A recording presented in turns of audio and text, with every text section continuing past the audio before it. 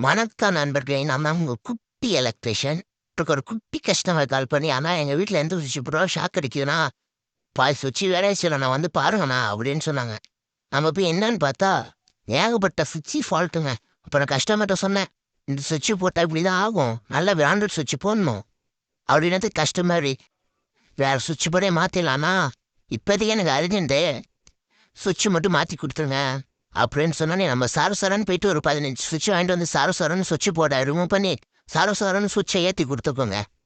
அதுக்கப்புறம் ஏத்துன சுவிட்ச் கரெக்ட்டா இருக்காதான்னு செக் பண்ணிட்டு இருக்கும்போதே கஸ்டமர் வந்து, "ஃபேன் போட்டா கரகரன்னு சத்தம் வருதுண்ணா. என்னான்னு வந்து பாருங்கண்ணா" அப்படின்னு சொன்னாரு. சரி என்னதான் போய் பார்த்தா, ஃபேன்ல உள்ள பேரிங் கண்டமாயிடுச்சுங்க. அதுக்கப்புறம் கஸ்டமர் சொன்னேன், "நான் இத கழட்டி குடுக்குறேங்க. நீங்க போயிட்டு பேரிங் போட்டு எடுத்துட்டு வாங்க. நான் திருப்பி ஃபிட்டிங் பண்ணி குடுக்குறேன்" அப்படின்னு சொன்னேன். சரி ஓகே கழட்டி குடுங்கன்னு சொன்னாங்க. கழட்டி குடுத்துட்டு கிளம்பிட்டேன்.